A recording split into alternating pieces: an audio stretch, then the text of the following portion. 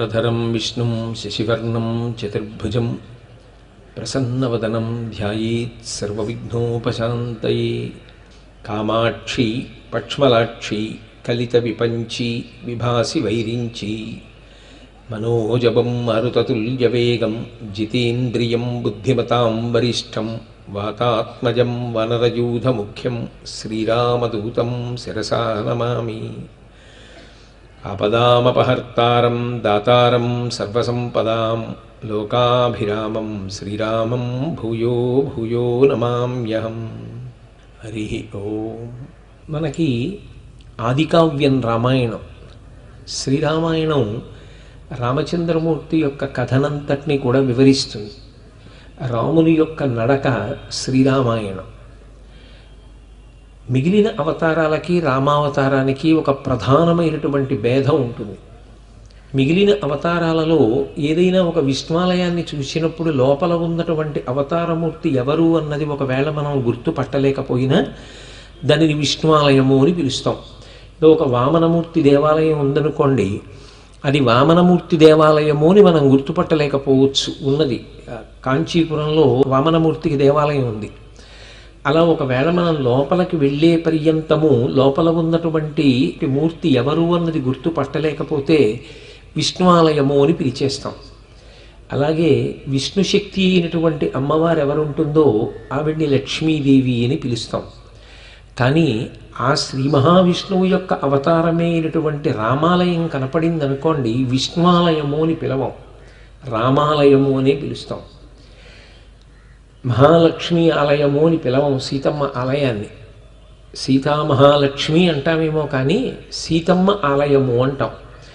లక్ష్మి అన్న శబ్దంతో కన్నా సీతమ్మ అన్న శబ్దంతో పిలవడానికి ఇష్టపడతారు. అమ్మ అని కూడా ఊరుకోరు, సీతమ్మ తల్లి అంటారు. రెండు మాటలు ఆ అమ్మ శబ్దం ప్రయోగించడంలో ఉండేటటువంటి ప్రేమ అటువంటిది. శ్రీరమ సీతగాగ నిజసేవక బృందము వీరవైష్ణవాచార జనంబుగాగ విరజానది గౌతమిగాగ వికుంఠమున్నారయ భద్రశైల శిఖరగ్రముగాగ వసించు చేతనోద్ధారకుడైన విష్ణుడగు దాశరథి కరుణాపయోనిధి అంటాడు గోపరాజు గారు. శ్రీరమ సీతగాగ సాక్షాత్తు ఆ లక్ష్మీదేవి నిత్యానపాయని కనుక ఎప్పుడెప్పుడు శ్రీ మహావిష్ణువు ధర్మ సంస్థాపనార్థం అవతార స్వీకారం చేసి భూమి మీదకు వచ్చిన ఆయనని విడిచిపెట్టకుండా వచ్చేటటువంటి లక్షణము కలిగినటువంటి తల్లి కాబట్టి ఆమె సీతమ్మగా వచ్చింది. ఒకనాడు ఆయన కృష్ణ భగవానుడిగా వస్తే ఆమె రుక్మిణీదేవిగా వచ్చింది. అనఘ ఆదిలక్ష్మి అయిన రుక్మిణితోడ క్రీడ సల్పుచున్న కృష్ణ చూచి పట్టణంబులోని ప్రజలుల్లసిల్లిరి ప్రీతులగుచు ముక్త భీతులగుచు అంటారు పోతన గారి భాగవతంలో. అనఘ ఆదిలక్ష్మి అయిన రుక్మిణితోడ, ఆ శ్రీ మహాలక్ష్మియే రుక్మిణీదేవిగా వచ్చింది ఒకనాడు. ఆ తల్లియే సీతామహాలక్ష్మి సీతమ్మగా వచ్చింది. అయినా లక్ష్మీదేవి ఆలయం అనం, సీతమ్మ ఆలయం అంటాం. ఎందుచేత అలా అంటాము అంటే నరుడి యొక్క జీవితానికి అంత దగ్గరగా పెనవేసుకుపోయినటువంటి అవతారం రామావతారం. రాముడు కేవలం ఒక నరుడిగా ప్రవర్తించాడు తప్ప ఎక్కడా కూడా అసలు తన అవతారము యొక్క వైశిష్ట్యాన్ని కానీ తాను సాక్షాత్తు శ్రీ మహావిష్ణువులని కానీ శ్రీరామాయణంలో ప్రకటన చెయ్యలేదు. అందుకే ఒకానొక సమయంలో గరుత్మంతుడే వచ్చిన ఆయన కూడా మన ఇద్దరి అనుబంధమేమో స్వామి నీకు తెలుస్తుంది అని వెళ్ళిపోయాడు తప్ప నువ్వు విష్ణువు నేను నీ వాహనమైనటువంటి గరుత్మంతుణ్ణి అన్న మాట వాడలేదు. ఆయనకి అత్యంత ప్రీతిపాత్రమైనటువంటి సంబోధన దాశరథి అని పిలిస్తే సంతోషిస్తాడు. దశరథ మహారాజు యొక్క కుమారుడా అంటే ఆనందపడతాడు. అంటే కోరి కోరి ఒక నరుడిగా వచ్చాడు. అందుకే వాల్మీకి మహర్షి నారద మహర్షిని అడిగినప్పుడు కూడా భగవంతుని యొక్క అవతారము ఇప్పుడు ఏది నడుస్తోంది, ఏ లక్షణములతో కూడుకున్నటువంటి అవతారమై ఉన్నది, అది పూర్ణావతారమా కళావతారమా అంశావతారమా ఇటువంటి ప్రశ్న వేయలేదు. ఈ కాలమునందు ఈ దేశములో 16 గుణములు పరిపూర్ణముగా కలిగినటువంటి మానవుడెవరున్నాడు అని అడిగాడు. కోన్వస్మిన్ సంప్రదంలోకే గుణవాన్ కశ్చ వీర్యవాన్ ధర్మజ్ఞశ్చ కృతజ్ఞశ్చ సత్యవాక్యో దృఢవ్రతః చారిత్రేణ చ కోయుక్తః సర్వభూతేషు కోహితః విద్వాన్ కః కస్సమర్థశ్చ కశ్చైక ప్రియదర్శనః ఆత్మవాన్ కో జితక్రోధో ద్యుతిమాన్ కో ననసూయకః కస్య బిభ్యతి దేవాశ్చ జాతరోషస్య సంయుగే అంటాడు. 16 గుణములు చెప్పి ఈ 16 గుణములు పరిపూర్ణముగా కలిగినటువంటి నరుడు ఈ కాలమునందు ఈ దేశమునందు ఎవరున్నాడో నాకు ఆయన గురించి తెలియచేయవలసింది అని వాల్మీకి మహర్షి నారదుడిని ప్రశ్న చేసినప్పుడు జవాబుగా నారదుడు చెప్పినటువంటి సంక్షేప రామాయణాన్ని ఆధారం చేసుకుని తరువాతి కాలంలో బ్రహ్మగారిచ్చినటువంటి వరం చేత 24,000 శ్లోకాలతో శ్రీరామాయణాన్ని రచించి లోకానికి అందించాడు మహానుభావుడు వాల్మీకి మహర్షి. అందుకే సాధారణంగా ఎక్కడ ఎవరు ప్రవచనం చేసినా సూర్యచంద్రుల వంటి వారు వాంగ్మయానికి వ్యాసుడు వాల్మీకి వాళ్ళిద్దరికీ నమస్కరించి ప్రవచనం చేస్తారు. కారణమేమి అంటే చంద్రవంశాన్నంతటినీ కూడా వర్ణించాడు వ్యాస భగవానుడు. సూర్యవంశమైనటువంటి రామచంద్రమూర్తి యొక్క కథనంతటినీ చెప్పాడు వాల్మీకి మహర్షి. సూర్యుడు ప్రకాశించినటువంటి పగలు చంద్రుడు ప్రకాశించినటువంటి రాత్రి కలిపి ఒక రోజైనట్టే వ్యాస వాల్మీకి మహర్షులిద్దరూ కూడా ప్రతిపాదించినటువంటి రామాయణ భారత భాగవతములు మనకి వేదసారములై మన జీవితానికి ధర్మాన్ని నేర్పి ప్రస్థానాన్ని నేర్పి భగవంతుణ్ణి చేరుకోవడానికి మార్గాన్ని సుగమం చేస్తాయి. అందుకే వ్యాస మహర్షికి వాల్మీకి మహర్షికి నమస్కరించి ప్రవచనాన్ని ప్రారంభం చేస్తూ ఉంటారు.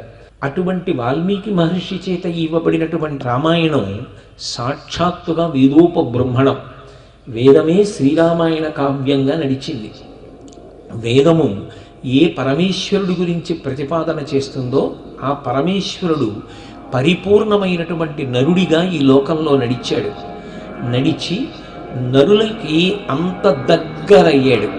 అంత దగ్గరై అందరూ కూడా ఆయన జీవితాన్ని ఆదర్శంగా తీసుకుని ఎలా జీవించవచ్చో తద్వారా ధర్మపథంలో ప్రయాణించి పురుషోత్తముడుగా ఎలా జీవితాన్ని మలుచుకోవచ్చో నేర్పినటువంటి పరమాద్భుతమైనటువంటి అవతారం శ్రీరామ అవతారం. శ్రీరామాయణ కావ్యం పర్వతములు ఎంతకాలం ఉంటాయో నదులు ఎంతకాలం ఉంటాయో భూమి ఎంతకాలం ఉంటుందో అంతకాలం ఉంటుంది అని. ఇందుచేత శ్రీరామాయణము కాలమునందు అలా నిలబడి ఉండాలి అంటే రామాయణము ఎంత కాలము నిలబడుతుందో రామాయణము ఎంత కాలము ప్రవచనము చెయ్యబడుతుందో ఎంత కాలము రామాయణాన్ని ప్రజలు చదువుకుని ఆదరిస్తారో అంతకాలము లోకమునందు ధర్మము నిలబడుతుంది. ధర్మం అనేటటువంటి మాట లేనినాడు ఇంకా మనిషి జీవితానికి అభ్యున్నతి అన్న మాట అన్వయం అవ్వదు. ఆ ధర్మాన్ని నేర్పగలిగినటువంటి కావ్యం శ్రీరామాయణం. అందుకే మీరు రామాయణంలో ఏ ఘట్టాన్నైనా పరిశీలించి చూడండి, అందులోంచి మనిషి చేయవలసినటువంటి సాధనకి సంబంధించిన విషయాలు ప్రతిపాదింపబడి ఉంటాయి. సాధన అన్న మాట ఒక్క మనుష్యునికి అన్వయం అవుతుంది తప్ప 84 లక్షల జీవరాశులలో మరి ఏ ఇతర ప్రాణికి అన్వయం అవ్వదు. ఎందుచేత అంటే ధర్మ మార్గాన్ని పట్టుకుని పరమేశ్వరుణ్ణి చేరడానికి వేటిని ఎలా గెలవాలో, ఇంద్రియములను ఎలా నియంత్రించుకోవాలో, జీవితాన్ని ఎలా సఫలవంతం చేసుకోవాలో శ్రీరామాయణం అనేక కోణాల్లో ప్రతిపాదిస్తుంది. అందున శ్రీరామాయణం బాలకాండ దగ్గరికి వచ్చేటప్పటికీ రాముడు శిష్యుడై వశిష్ఠ విశ్వామిత్ర మహర్షులిద్దరినీ కూడా సేవించాడు. ఒక శిష్యుడు గురువుగారి పాదములు పట్టుకుని ఎంత జాగ్రత్తగా విద్యని అభ్యాసం చేస్తాడో, గురు శుశ్రూష ఎలా చేస్తాడో రామచంద్రమూర్తి కూడా విశ్వామిత్రుడి యొక్క శుశ్రూషని అలాగే చేశాడు. చేసి విశ్వామిత్రుడి ద్వారా ఎన్నో పాఠములను నేర్చుకున్నాడు. నిజంగా మీరు ఒక కోణంలో పరిశీలన చేస్తే నరుడిగా వచ్చినటువంటి రాముడు అంత పరిపూర్ణమైనటువంటి నరుడు కాగలిగాడు అంటే విశ్వామిత్రుడు చెక్కినటువంటి బొమ్మ అనిపిస్తుంది. కాసేపు రాముడు దైవము అన్న విషయాన్ని మీరు మరిచిపోయి శ్రీరామాయణ కావ్యాన్ని పరిశీలన చేస్తే సీతారామ కళ్యాణానికి ముందు స్నాతకం చేసిన వాడెవరు అంటే విశ్వామిత్రుడు.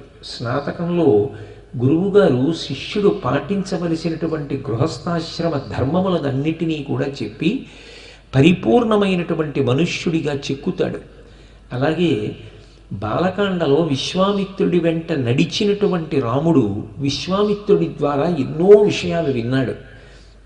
విన్న రాముని యొక్క హావభావములు అవి వింటున్నప్పుడు రాముడు పొందినటువంటి సంతోషం, గురువుగారిని 1కి 10 మాటలు వివరంగా చెప్పమని అడిగినటువంటి సందర్భం, అలా రాముడు అడిగిన తరువాత విశ్వామిత్రుడు దాన్ని విస్తరించి చెప్పడం, అది చెప్పినప్పుడు రాముడు పొందినటువంటి అనుభూతి, తదనంతరం రాముడికి ధర్మానుష్ఠానమునందు కలిగినటువంటి నిరతిశయమైనటువంటి ధృతి, అవి శ్రీరామాయణ కావ్యంలో రామచంద్రమూర్తిని అంత గొప్ప మహానాయకుడిగా తీర్చిదిద్దాయి. అందుకే అసలు ఒక కోణంలో పరిశీలన చేస్తే శ్రీరామాయణం అంతా కూడా గురు శిష్య వైభవం. అంత గొప్పదైనటువంటి గురు శిష్య వైభవమే కాకుండా శ్రీరామాయణంలో విశ్వామిత్రుడు చెప్పినటువంటి అనేక సందర్భాలు శాస్త్రాన్ని, భగవంతుణ్ణి, గురువుని పరిపూర్ణమైనటువంటి విశ్వాసంతో పట్టుకుని ఇక్ష్వాకు వంశంలో ఉన్నటువంటి చక్రవర్తులు ఎలా ప్రవర్తించారో, అలా ప్రవర్తించి మిగిలిన వారికి ఎలా మార్గదర్శనం చేశారో రామచంద్రమూర్తి విన్న తర్వాత ఆయనకి ధర్మమునందు తిరుగులేనటువంటి విశ్వాసం ఏర్పడినట్టుగా మనకి అది ఒక నరుడి కథగా రామాయణాన్ని పరిశీలనం చేస్తే అర్థమవుతుంది. అలా చెప్పగలిగినటువంటి ప్రజ్ఞ విశ్వామిత్రుడిది. అలా విద్యాభ్యాసం చేయించినటువంటి ప్రజ్ఞ వశిష్ఠుడిది.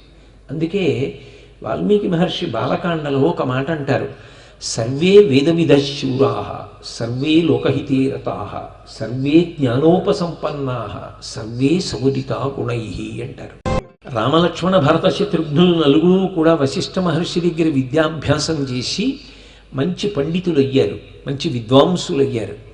కానీ కేవలముగా విద్యాభ్యాసం చేసి విద్వాంసుడవడం, శాస్త్రమును తెలుసుకున్నవాడు కావడం ఒకెత్తు, అది గుణంగా మారడం ఒకెత్తు. గుణముగా మారుట అంటే అది సంస్కారముగా మారాలి. ఆ చదువు లోకము యొక్క అభ్యున్నతి కొరకు ఉపయోగపడాలి. ఆ చదువు దీనుల యొక్క సంరక్షణ కొరకు ఉపయోగపడాలి. ఆ చదువు ఆయన ఏ ఏ సందర్భాల్లో సమాజము యొక్క ఉపయోగము కొరకు అనుష్ఠానంలోకి తీసుకొచ్చి ప్రదర్శించాడో ఆ సంఘటనలు దేశకాలములతో సంబంధం లేకుండా ఎప్పటికీ కూడా మనుష్య జాతికి ఆదర్శమైనటువంటి ఉదాహరణలుగా నిలబడాలి.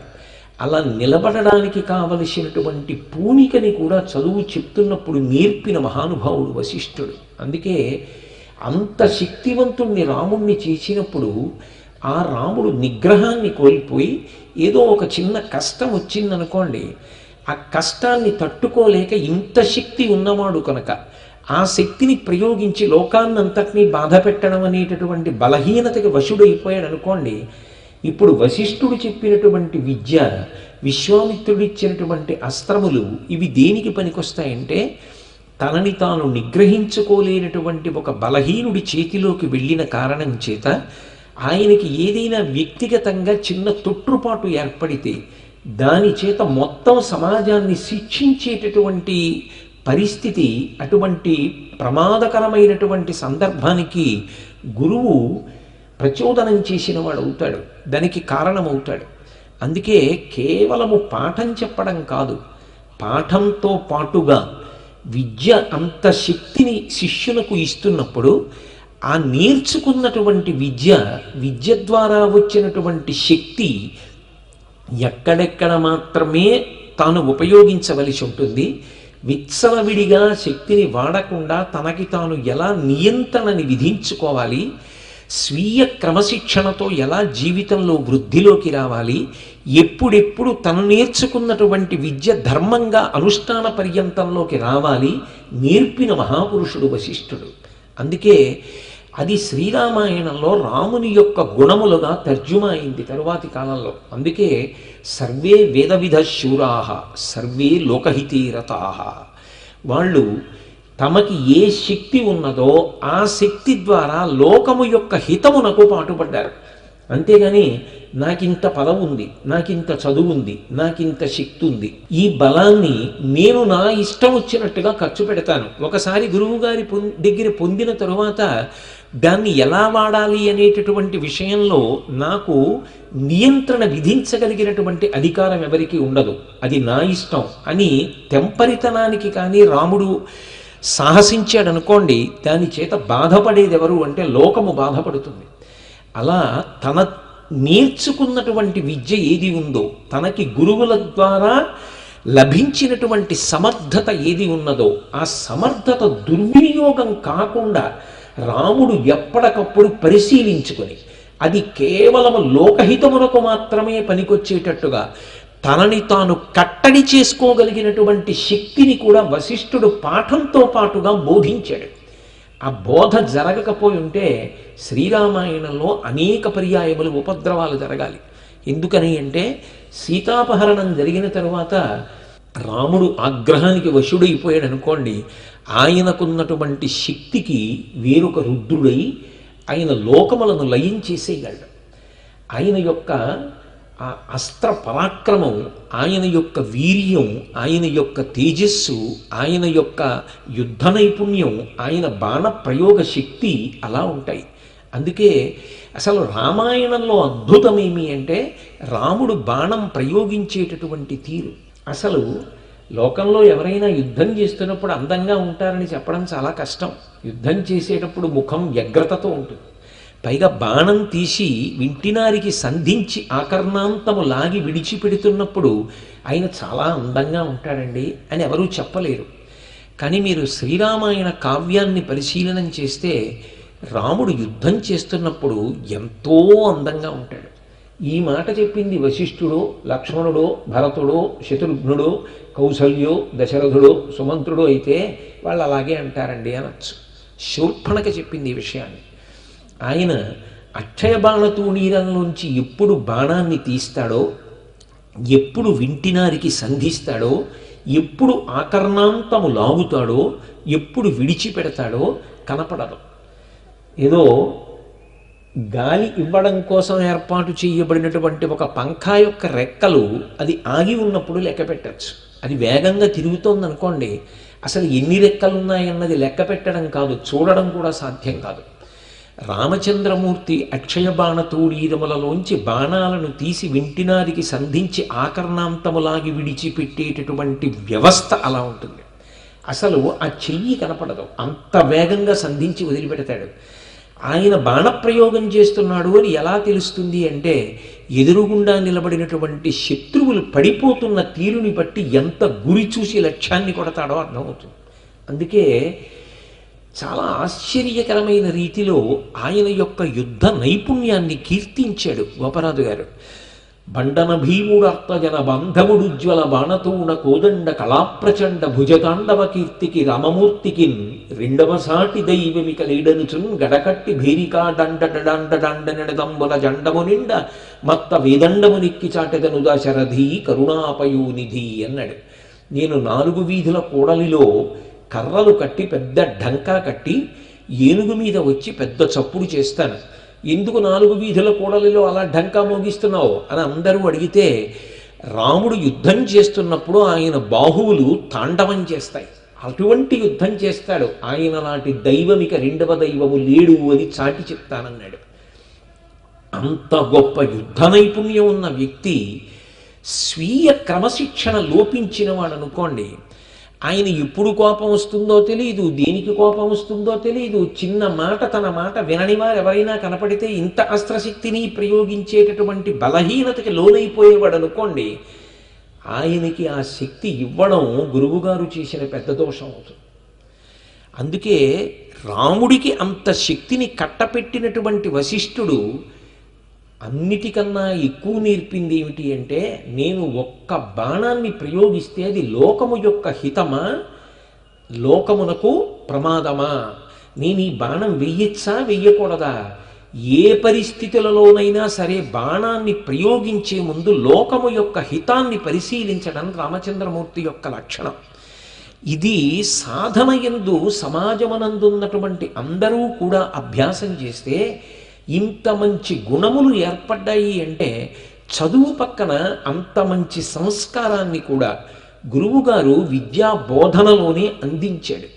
అందించి రాముణ్ణి అంత గొప్ప రూపంగా తీర్చిదిద్దాడు. 6 అడుగుల ఎత్తు రామచంద్రమూర్తి దేవాలయంలో కనపడ్డాడు అనుకోండి, మనకి నాకు విగ్రహము అనడం ఇష్టం లేక రామచంద్రమూర్తి కనపడ్డాడు అన్నమాట వాడుతున్నాను.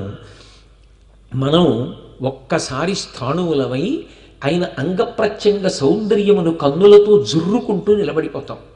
కానీ అది చెక్కినటువంటి శిల్పి ఎంత కష్టపడి చెక్కుతాడో, ఎక్కడైనా చిన్న పిసరు ఒక ముక్క విరిగిపోయి భ్రంశమైందనుకోండి, అంత విగ్రహాన్ని చెక్కిన తరువాత దాని సౌందర్యం నశించిపోతుంది.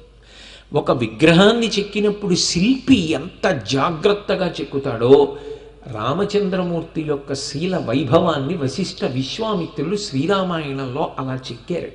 అందుకే ఈ శ్లోకం రాముని యొక్క శీల వైభవానికి అంతటికీ పునాది. ఈ శ్లోకాన్ని దృష్టిలో పెట్టుకుని మీరు రామాయణాన్ని పరిశీలనం చేస్తే, రామాయణాన్ని చదివితే, ఒక వ్యక్తి అధికారమును పొందనివ్వండి, ఐశ్వర్యమును పొందనివ్వండి, మంత్రశక్తిని పొందనివ్వండి, విద్వాంసుడు కానివ్వండి, పండితుడు కానివ్వండి, గాయకుడు కానివ్వండి, గొప్ప నటుడు కానివ్వండి, లేదా శారీరకమైనటువంటి బలమున్నవాడు కానివ్వండి, అది లోకహితము కొరకు మాత్రమే ఎలా చూపాలో ప్రతి చిన్న విషయంలో కూడా పరమాద్భుతమైనటువంటి సాధనా సంబంధమైనటువంటి విషయములను ఆవిష్కరిస్తాయి. రాముడు వినడం కూడా అలా వింటాడు. మీరు ఎప్పుడైనా రామాయణంలో బాలకాండ చదవండి, అదొక దృశ్య కావ్యంలా కనపడుతుంది. అసలు ఆ విశ్వామిత్రుడి యొక్క శిష్య వాత్సల్యం, రాముణ్ణి కూర్చోబెట్టుకుని ఏదో విషయం చెప్పడం మొదలు పెడతాడు. ఆ చెప్పడం మొదలుపెట్టినప్పుడు మొదట వివరంగా చెప్పడం, ఏదో సంగ్రహంగా కొద్దిగా సూక్ష్మంగా ఆ విషయాన్ని ఆవిష్కరిస్తాడు. రామ, మీ వంశంలో వాడేనోయ్, పూర్వం సగర చక్రవర్తి గొప్ప యజ్ఞం చేశాడు. ఆయన యొక్క కుమారులు 60,000 మంది బూది కుప్పలైపోయారోయ్. ఆ వంశంలో తర్వాత వచ్చినటువంటి భగీరథుడు ఆకాశగంగని భూమి మీదకి తీసుకొచ్చి తన ప్రపితామహులందరినీ కూడా ఉద్ధరింపచేశాడు అంటాడంతే. అంతకన్నా చెప్పడం అంతే చెప్తాడు కథ. ఎందుకు చెప్తాడు అంటే, తను చెప్పడం ప్రధానం కాదు, శిష్యుడు అందుకుంటున్నాడా, శిష్యుడికి అధ్యవసాయం ఉన్నదా, ఆ గురుభక్తి ఉన్నదా. గురువుగారి నోటి వెంట వస్తున్న మాటలంటే ఆవు పొదుగులోని శిరముల వెంట వస్తున్నటువంటి పాలతో సమానం. ఒకసారి శిరములను పట్టుకుని పిండడం మొదలుపెట్టిన తరువాత వస్తున్నటువంటి ఆవు పాలు మోకాళ్ల మధ్యలో పెట్టుకున్నటువంటి గిన్నెలోకి జాగ్రత్తగా గురి చూసి పిండకపోతే ఆ పాలు నేలపాలైపోతాయి. ఇక మళ్ళీ ఆ పాలు రమ్మంటే రావు. గురువుగారు ఒకసారి మాట్లాడడం మొదలుపెట్టిన తరువాత చెవులు దొప్పలు చేసుకుని వింటాడు రాముడు. ఆ వినడం కూడా ఏదో విశ్వామిత్రుడు సూక్ష్మంగా చెప్పిన విషయంతో తృప్తి పొందడం. పరిప్రశ్నేన సేవయ, ఎంత ప్రేమతోటో ఎంత ఆర్తితోటో ప్రశ్న వేస్తాడు. హే భగవన్ అంటాడు.